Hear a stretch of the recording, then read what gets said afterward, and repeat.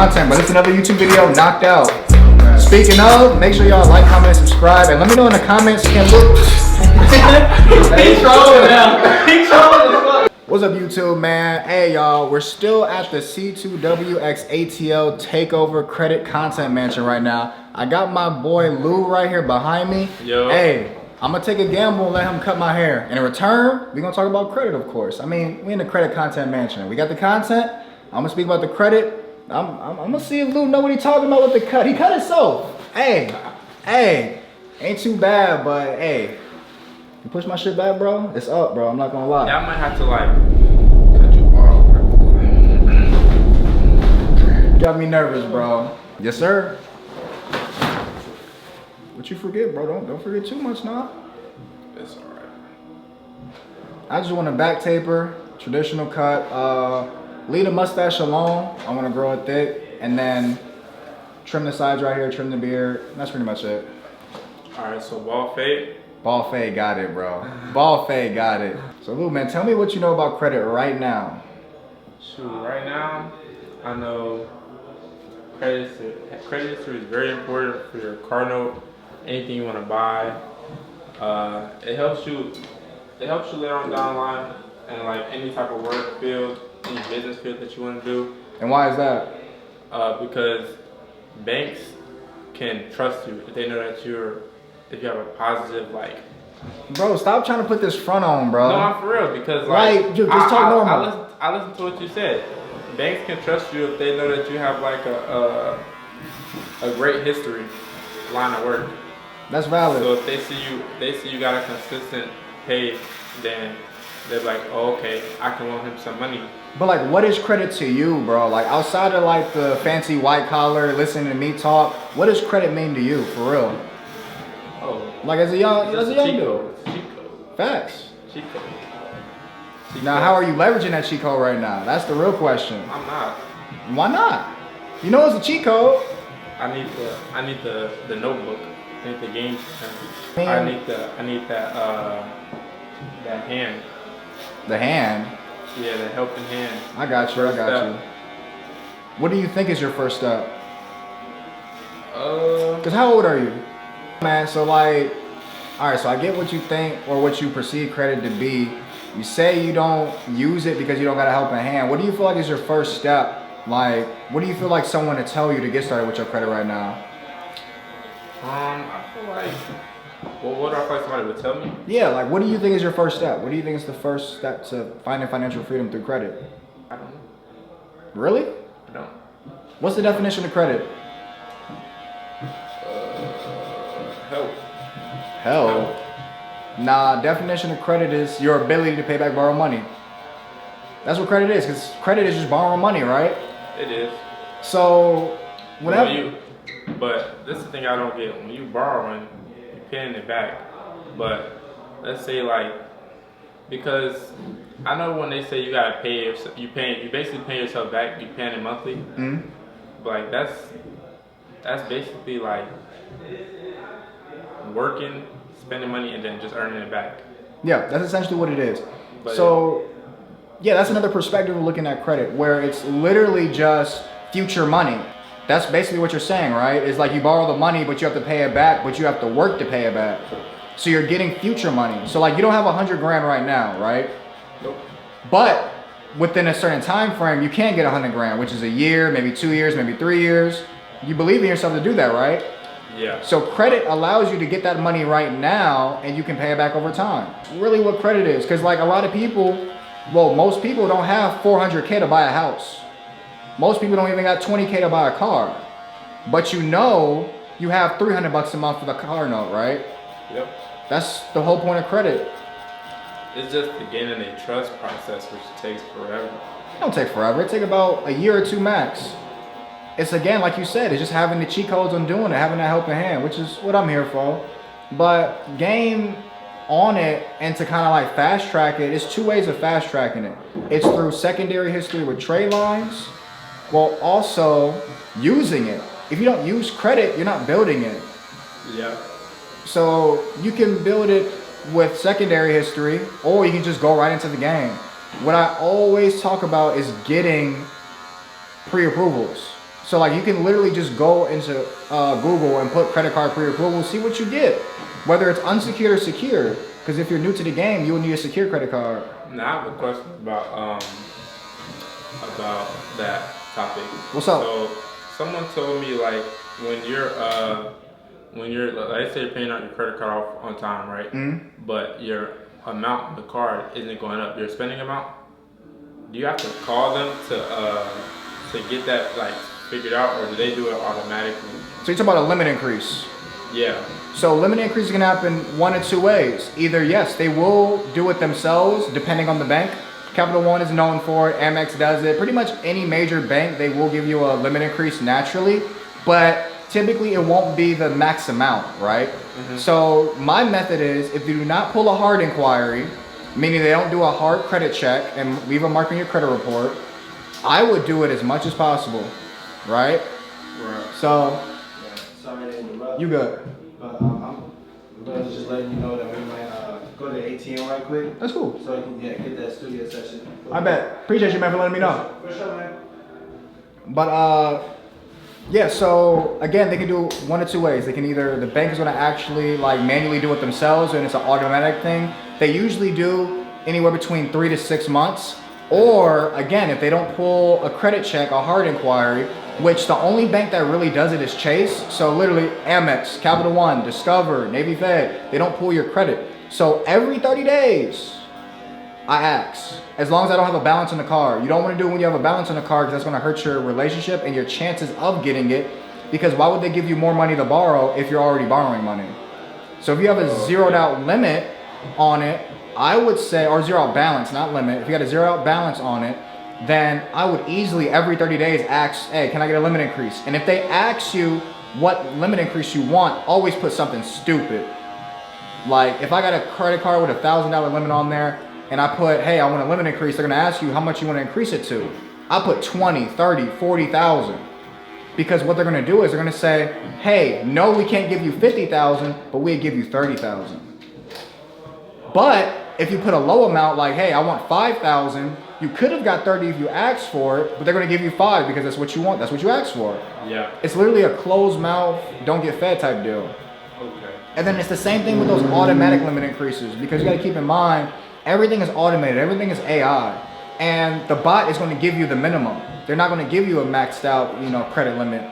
The only time they're gonna do it is if you ask for it. But yeah, as long as you have perfect credit history, no derogatory marks, and then two, also, no. Hard inquiries, no. When I say derogatory, I mean like collections, late pays, things that are really bad. Hard inquiries aren't that bad. It's only bad when you have a lot of them within a short amount of time. But other than that, hard inquiries don't really matter for real.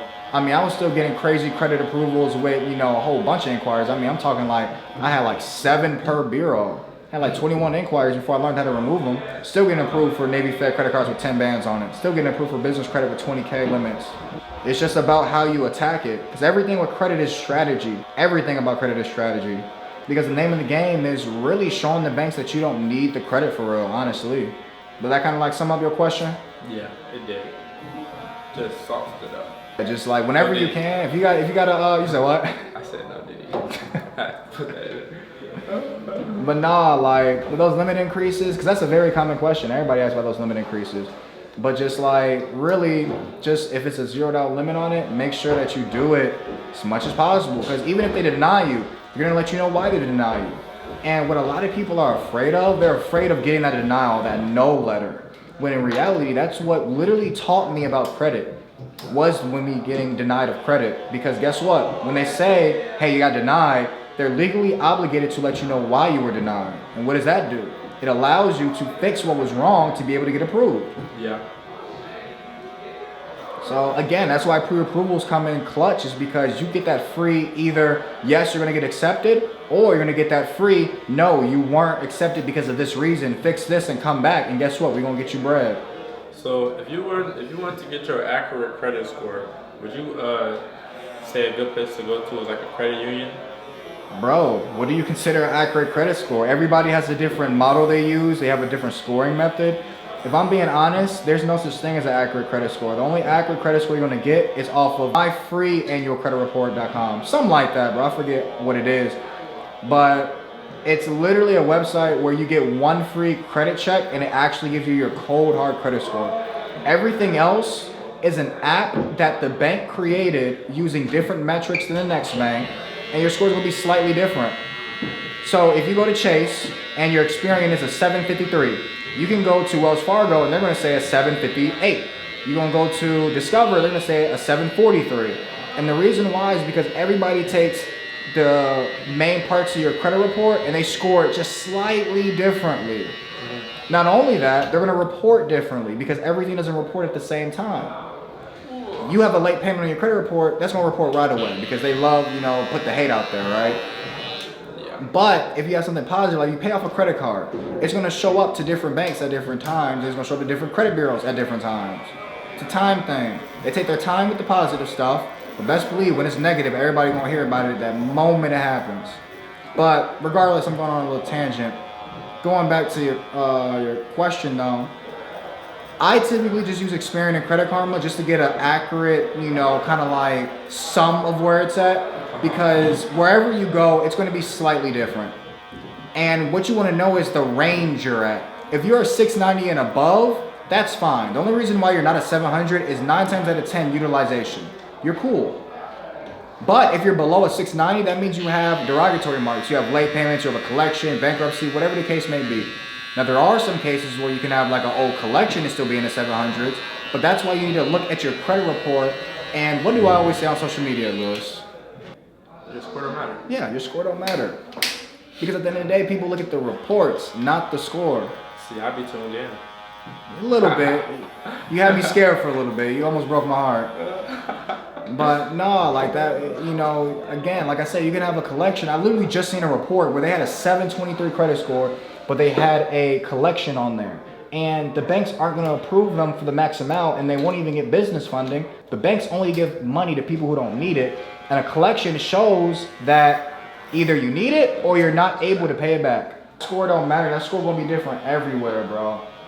Like, as long as it's like in a general spot, that's all you care about. As long as it's 700 plus, you're really good on the score aspect. Again, bro, it's about that history, because you can have a perfect credit score with no history. That's how I got started. I was authorized user on my granddad card when I was 16. When I turned 18, I had the 780 credit score. I didn't get approved for nothing because I didn't have no history. It was secondary history. Yep, that's where I'm at right now. I had no history, and I got a card note. That's good though. That's good history that I have. That's some history. Yeah. Well, I got the card note after they told me I didn't have any credit history. That's fine. Oh, okay. No, because now you're getting credit history. Yeah, now I am. Yeah. Which is perfect, because now you have an auto loan on there. How long you had it for? It's gonna be a year. Gonna be a year? That's great history to have. You get a couple primaries, you're literally green, like. Because banks love a good credit mix, and the perfect credit mix is literally like anywhere between 3 to 5 credit cards and like an auto loan. Perfect mix. But what about well, let's say someone has to pay off like school financial stuff. Student loans? Yeah, and it's showing them their credit.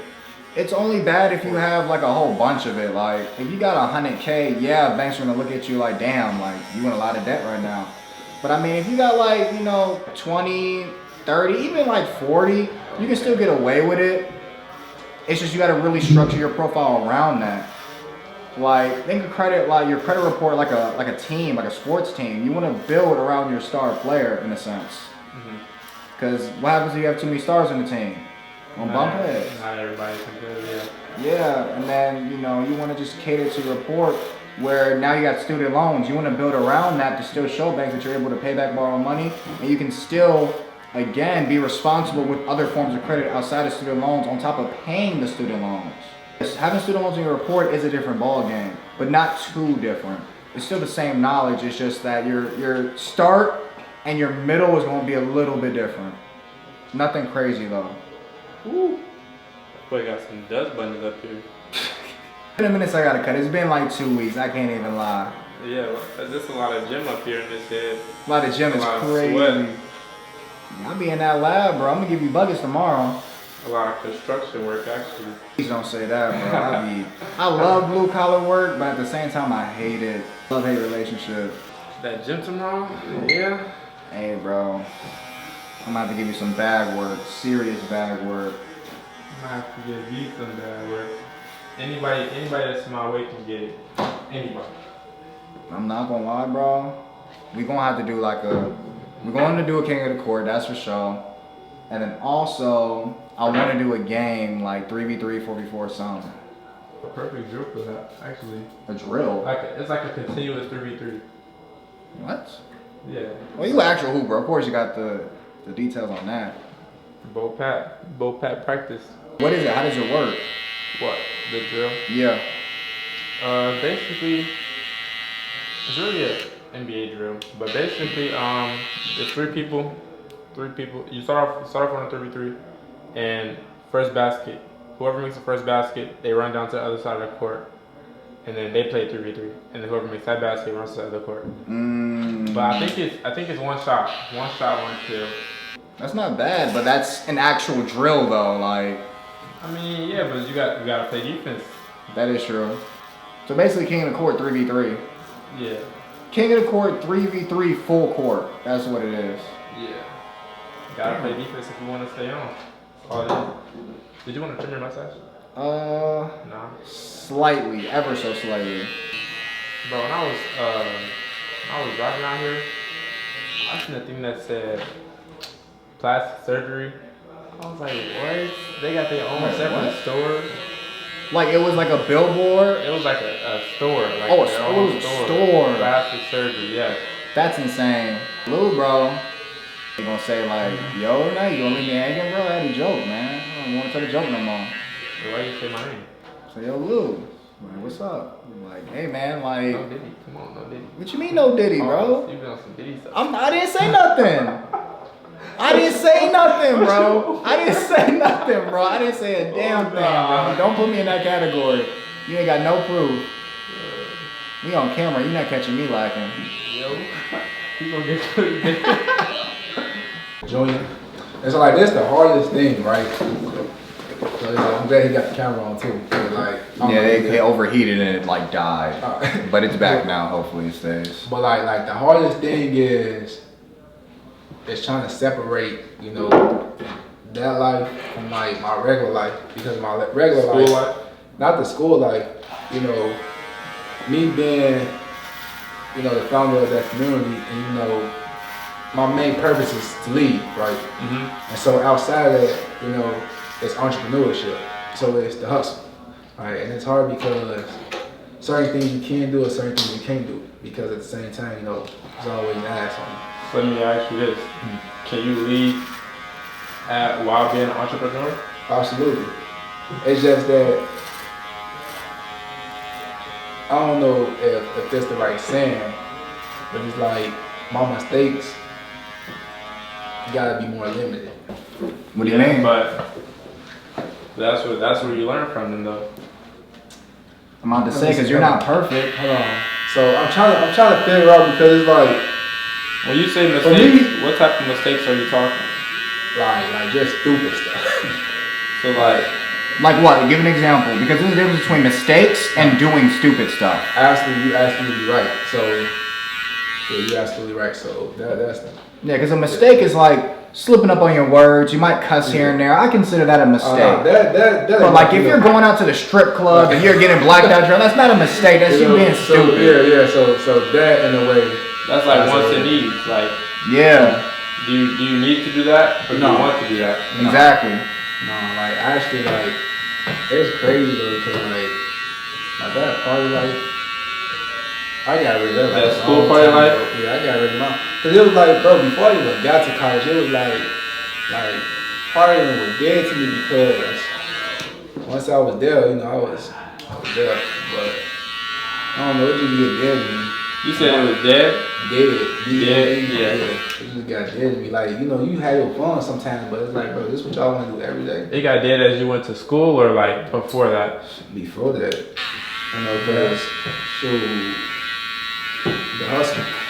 That's what got me turned up. Facts. You know, I've never been a party type of guy. I've always been a hustle type of guy. Because even before like I got into entrepreneurship, I was always like heavy into sports. Right.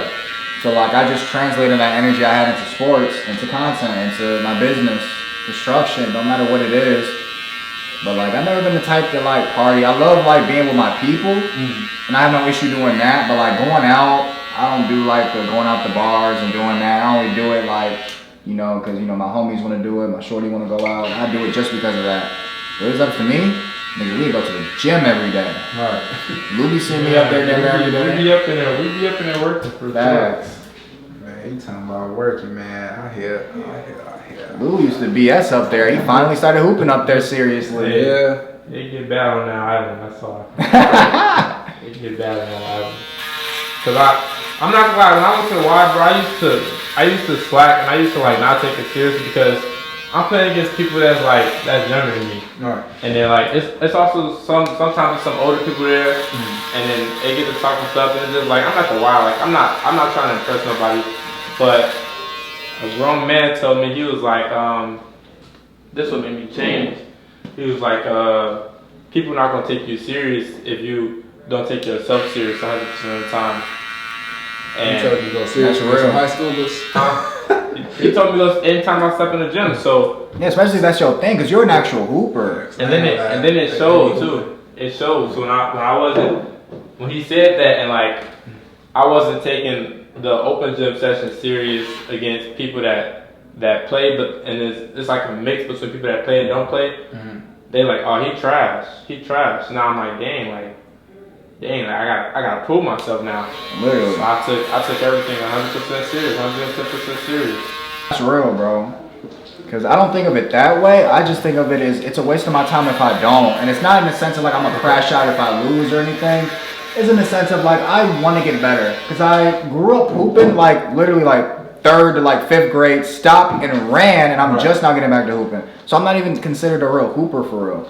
So now it's like I don't expect to be, you know, D1, you know, league bound. But like it's a skill and a hobby that I do enjoy doing, and why not try to be better every single time I do it? Because if not, what would be the point? Yep, and that's just with everything you do. Like Literally. you gonna start this, like how we all started this content trip, 110% all the way through. So shoot, why not record every day? Y'all, we watch Kai Cenat, all them people, they recording their whole life and stuff. They recording 24 hours every day. And found financial freedom in that. And they going up. So why not take advantage of it? That's what I'm saying, bro. And everything. And it's just beautiful to look at life that way too. Sure you don't want to go ball before I finish this? Maybe tomorrow, gang. Maybe tomorrow. That boy shot. If you give him a 0 with a 0.5 on the side, same way he said me, I give you 100 right now, bro. Shit, I'll give you 100 too.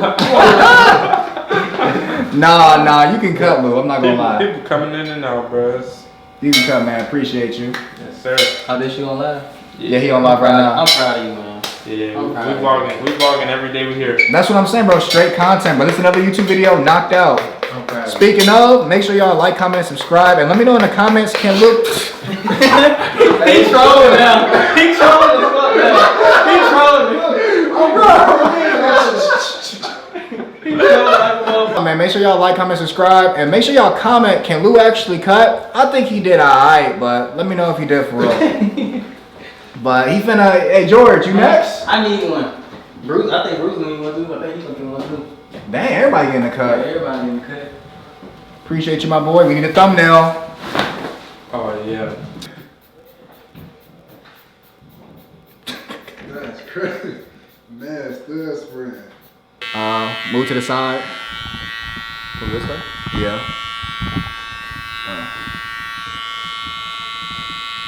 Wait, let me make a straight line first. Or free. Oh, You good, you good. I'm ready. God, I think we got a guest that came. Alright, bet. Let's hurry up. Alright, you gotta get this shit off now.